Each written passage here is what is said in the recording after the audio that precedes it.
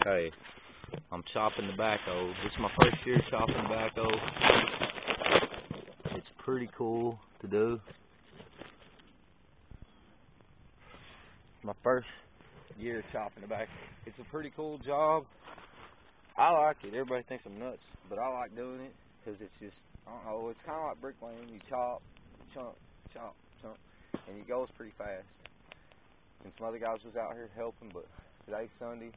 Nobody showed up yet. It's kind of cold. It's kind of cool. And so I'm laying some stuff down like where my mind's at now. As far as where it was. Like now today, I feel like, and certain days, it's getting more days than not the way I'm feeling anymore. Used to before, it was like my mind was scattered and I didn't have control on it, and it was drawn easily like my subconscious, I guess your subconscious, what you're attracted to, what you're looking at, what you're drawn to, was more controlled by what the outside than the inside. And now, like the inside, I'm narrowing down, I'm pulling all these things in, and I'm creating like I don't know how to describe it. It's like in your mind's eye is coming together, and it's really getting tight, you know what I mean? And really getting focused. And like I can go into a place now, and I can get in the midst of a group of women, and I can just sit back and think, and just chill, and think all these women are attracted to me. And I sit back and just totally relax, and I think to myself, this is my environment, this is where I belong, I control this environment. That's what it is. Instead of your environment pulling your mind and controlling everything, your mind becomes so focused that you're controlling your environment, and you're controlling your reality. And it really is like that. I mean, it's like magic.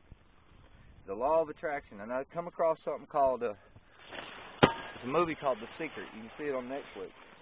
And it's called the law of attraction. It boils down to everything I've been studying. The law of attraction, the pickup art, in every religion, even in the Bible. If you look in the Bible, all of the ways that it describes how to behave in the Bible, where it talks about shield of faith, even the shield of faith, quenching the fiery darts. Well, that's a smoke card. You turn the smoke and you let it just fly right through you. Turn the other cheek. You turn the other cheek, but you do it in a way that says you don't say it out of your mouth, because it's always, you can notice something and you can say to yourself, in this situation I need to behave this way to counteract what they're doing. But you never want to, you don't want to bring it to an audible place. If you bring out your thoughts to an audible place, everybody knows what's going on, they just don't say it. If you bring it, then you sound like, if you're like, why do you do that stuff? Then you're lost in the social game.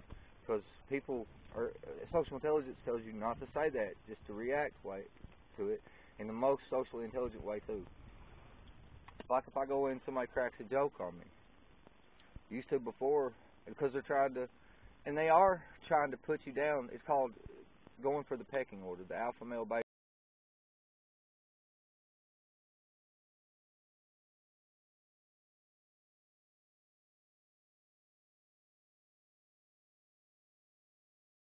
Animal documentaries.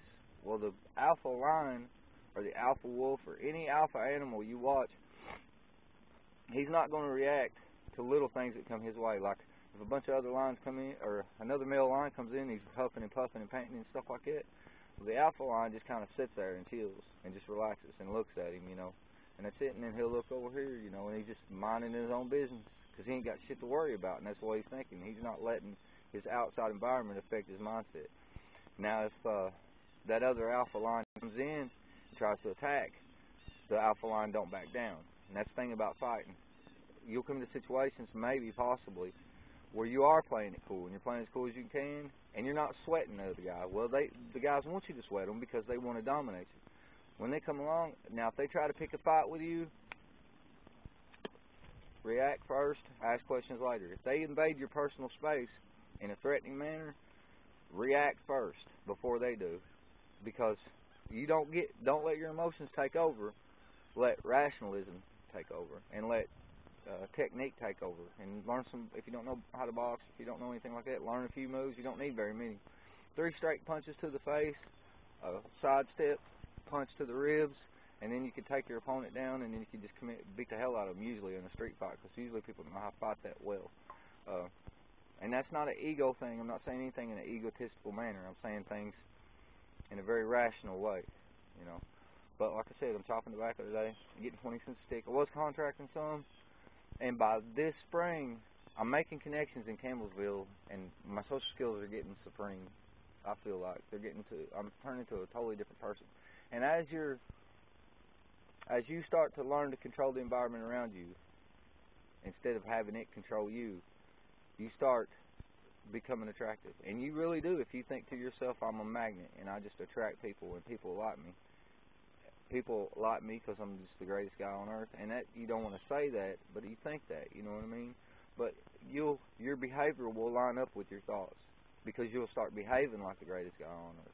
I don't need it. You got to say, I don't. And I've tested this out here recently. If you ask somebody for anything, even if you're trying to buy something from them, it does knock you down a little bit. You know what I mean? But you can always repair that. But like I say, even if you say, ooh, that's cool. If you say something about, if you show covetousness, and God even says, thou shalt not covet. If you show covetousness, to people around you, it does something to their subconscious. Even in their conscious mind, they're thinking it. But if you covet anything, they could tell. You know what I mean? And it diminishes you as a person. You got to really not want anything, not need anything, and be the giver. Everything this Bible talks about, pickup talks about too, but in a more scientific way. All the behaviors are, God gave you the perfect behavioral way to behave. He gave you the perfect design to behave. He gave you the perfect design to eat. The diet that it has in the Bible is to maintain a healthy body. The behaviors that God lists in the Bible are behaviors that actually, it's not that, and He says have faith and you'll be all this world. It's true, because everything, if you behave that way, the way you're behaving, the way God tells you to, affects your mindset. Mindset affects behavior. Behavior affects mindset. Now, if you're conscious of your behavior, you're conscious of your feelings, and you're conscious of these things, and aware, unlike people are, that's why they say there's blind and they cannot see, or they got eyes that they cannot see, because they can't. They're being controlled by the subconscious. They're being controlled by their feelings. But when you get sharp in your mind, and you start controlling your own behaviors, being aware, hey, this person's doing this to make me feel this way, I'm not going to feel that way, or even to recognize the emotion and control yourself, then if you controlling your behaviors, then it starts affecting your mindset, and you start seeing people in a different way. You start seeing the good things in them. When you walk up to a woman or a guy or anybody, you first come up, and you know how people got attitudes. You come up, and they might have an attitude. But if you keep saying to yourself, I didn't even hear him say that. But the way I'm looking at him, I'm the greatest guy in the world, and he's a pretty cool dude. And I'm going to keep talking to him like he's a cool dude without letting what he's doing affect me. I'm going to stay the same guy. I'm going to stay in control of myself. And it's attractive to everybody. And then the world starts coming to you. And like God says, you have faith in me and have faith in what He's telling you to do. And believe it or not, pickups is the same stuff. It's just more scientific. Same behaviors. And every religion says the same thing. And even quantum mechanics, they all say the same thing. The world is what you make it. And it is, if you control your behaviors, control your thoughts, don't worry about if somebody does you wrong, okay, turn the other cheek. Like it didn't affect you, but you act in a way like that you don't even give it a thought. Like, okay, they did it. And people will start looking at you. Some people say, well, that was dumb. I wouldn't let somebody rip me. Well, that's not you. You didn't do that. You know what I mean? You know you didn't do that. You know you're not going to behave that way. That's the important thing. You know what I mean? It's not what somebody does to you. It's the fact that you didn't do that. You know what I mean? And you're not that type of person to do something like that. And that's attractive. That's what brings other people. There might be some people fall by the wayside, but that's what's attractive, and that's what other people are attracted to. And that's the true alpha male mind. But I'm going to get back to chopping some of this tobacco. I love this too. I'm getting fascinated. I got 400 in like 8 hours. All right. That's it.